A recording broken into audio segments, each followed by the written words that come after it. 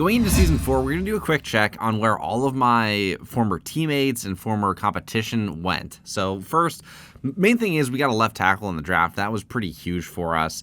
But then after that, we also drafted a quarterback in Joe Brown pretty late in the draft, but he is hidden dev.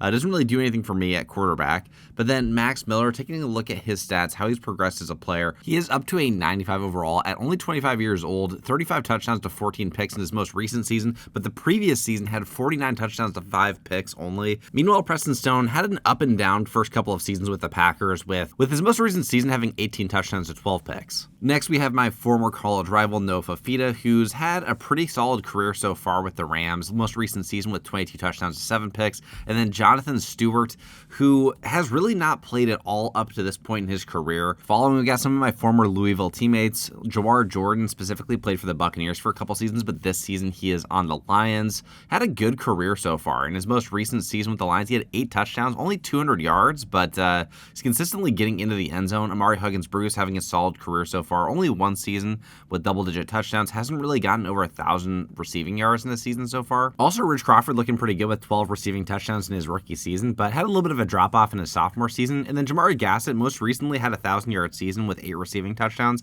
Former player that I used to play with at Buffalo, so he's done really well. And then we have D. Wiggins, who has had a couple of good seasons. In his sophomore season, didn't play at all for some reason, but his most recent couple of seasons, 7 touchdowns and 11 touchdowns, so looking really good over for the Cardinals. You guys sort of already know that Marshawn Ford's been doing great, playing with me on the Cowboys. And then Des Melton has had some tight end 1 production for the Chargers, but hasn't been a big part of their offense, but overall has done pretty well. Cameron Wilson, a former standout linebacker for the Cardinals as well, the Louisville Cardinals. And then TJ Quinn playing for the Seahawks, getting some playing time, probably a backup middle linebacker. And then Tamarcus Simpson, former rival from USF, has had most recently a really good season, just moved over from Kansas City to the Broncos though. So the main development in my career over the course of the offseason going into week 1 of the regular season was that, after that disappointing loss in the playoffs to the Giants, faith in my skills at quarterback kind of wavered within the Cowboys organization, and the Cowboys had invested a lot in me by trading Dak for Bijan a few years ago, and so far we hadn't had any significant playoff success.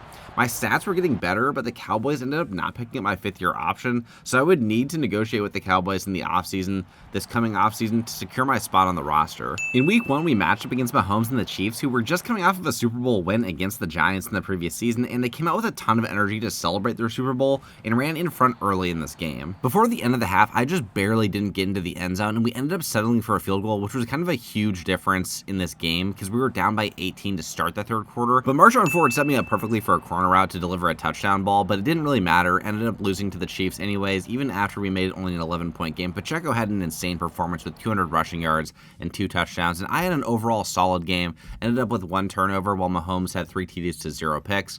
I got an upgrade at Scrambler in week 10 to get up to an 85 overall, unlocking another ability slot and increasing my speed and acceleration. And in week 10, we'd be playing against the Los Angeles Rams, so of course that means playing against Noah Fifita, my rival from college. I ended up starting the game out hot, 4 for 4 with a touchdown in LA. And Noah Fifita had the playstyle of Bryce Young as a shorter pocket quarterback that wasn't too athletic, while I relied more on my ability to run outside the pocket, which was criticized because people thought that I couldn't be a pocket quarterback first or a pass first QB, which is kind of crazy, but I can't lie, having all these weapons on offense was really starting to make the difference for this team. We highlight these games against rivals because they do mean something. For one, both of our teams are trying to make the playoffs, but 2, I want to hold it over Noah Fifita's head that I won the most head-to-head matchups, and also I still have not forgotten who ended up getting drafted first overall. I wanted a revenge tour kind of like Amon-Ra St. Brown. With a significant lead in the third quarter, I read the linebacker on the keeper and got outside of the defense to the right side, and I had just one man to beat to take this one all the way from the 20, but I just got barely caught up, and I actually couldn't believe it.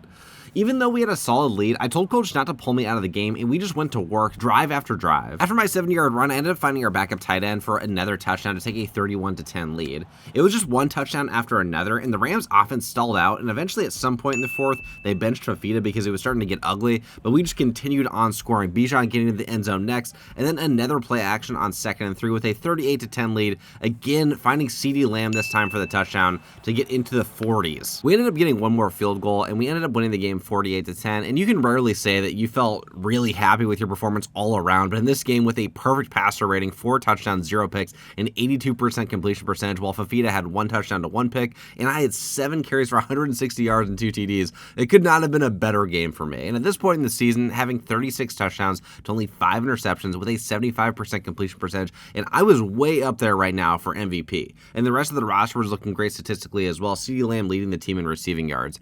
Going into the playoffs, we had our first game against the Tampa Bay Buccaneers. This game was a slog in Tampa. Even though we had the better record, Tampa won their division, but we got caught in the middle of hurricane season with some really bad weather, which emphasized running the ball, and we just happened to have a running back that could get that done for us. Midway through the third, Bijan was averaging nearly 10 yards per carry almost, with 100 rushing yards. This was kind of Alex Davis's breakout season too, and even I was shocked when I dotted him on 3rd and 8, and not only did he make the catch in traffic, but he took it for a touchdown too. In the fourth with a 4-point lead, I was so happy when I kept my eyes up looking for open receivers, even though I left the pocket a bit early, and Bijan absolutely fried his matchup on the wheel route for the score. Bijan spiked the ball into the turf, and if that wasn't enough emphasis, we followed up on the next drive with a read option keeper by me for another score. I ended up with 4 touchdowns to 1 pick, outplaying Justin Jupin, another young superstar quarterback, and Bijan finished with 120 rushing yards on top of 150 receiving yards and a touchdown, and he was making himself well worth the Dak trade 100%, and I just needed to continue how I was playing to make the decision look even better. We ended up winning our divisional matchup against the Saints, and it came down to one more game against the Panthers and Bryce Young in the NFC Championship to stamp our bid for the Super Bowl.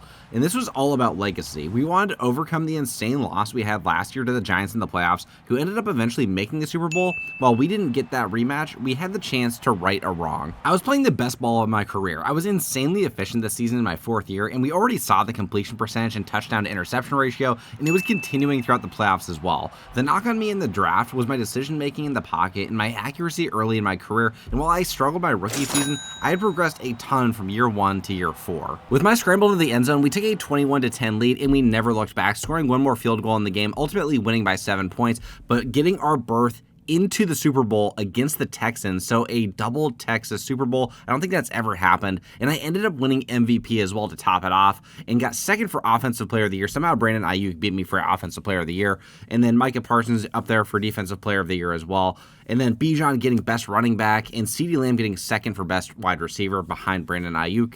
I got a couple of upgrades before the Super Bowl, and with my second upgrade, I got up to an 88 overall, and so got a lot of progress from winning the MVP and also making the Super Bowl. Like I mentioned, I don't know if there's ever been 2 Texas teams in a Super Bowl before, but playing against the Texans and playing in San Francisco, and it's going to be a rainy Super Bowl this time around, playing against Jonathan Stewart, one of the young quarterbacks in my draft class that's also been an exceptional player. He didn't get a chance to play in his first 3 seasons, but he started this entire season. And so this is really a battle of legacies, trying to make sure that we position ourselves ahead of all these quarterbacks that were drafted either within my draft class or in the classes, directly before or behind. There's also another narrative at play, and that is Rich Crawford. So Rich Crawford being the #1 receiver on this team. This is an all-around great Texans team, but me and Marshawn Ford having played on the same team as Rich Crawford at Louisville, there's definitely some mixed emotions, some mixed feelings about having to play against each other. I mean, ultimately, I would have really loved it if we were able to draft Rich Crawford onto the Cowboys, but it just didn't end up working out that way. He's still in Texas, which is great, but we're going to have to take this one from him. We're going to have to go and secure the Super Bowl for the Cowboys, and you know what? Rich Crawford, if he wants to come over to the Cowboys later on, we have the talent to make that happen. But there was a significant development early in our Super Bowl. Bijan went down with an injury in the first quarter, and it's almost becoming a trend that Bijan gets injured in big games for us. This happened last year too, and Tavion Crawford stepped in and had a great game, but we ended up losing that one anyways. We were really kind of hoping to ride Bijan early in this rain game like we did against the Bucs in the wild card, but we're going to have to rely on my ability to throw the ball a little bit more and also try to feed Tavion Crawford early, and he got one really nice run late in the first quarter, a 15-yard carry on his first attempt. But it kind of ended up being a false alarm because later in the drive on 3rd and 3, Bijan was back in, and we ended up running play action, trying to get the defense to bite on him being in the backfield, and I found Mecole Hardman in the back of the end zone for the touchdown to take that early 7-0 lead. This Texans defense was tough though. I was at the peak of my powers up to this point with an all-star cast, and they made it difficult on me. Late in the first quarter, they got a couple of sacks to stall our drive, but like I said at the beginning of the postseason, this was about legacy, and if I need to be truly great, and I know that I am, we all have greatness inside us, then I need to step up, and not only did I step up metaphorically, metaphorically, but also physically in the pocket for a dime to CD who took it 85 yards for a massive score. But it wasn't all sunshine and rainbows. After that initial score, we had a 14-7 lead, and there was about 2 minutes left in the second quarter when I threw my first pick of the game.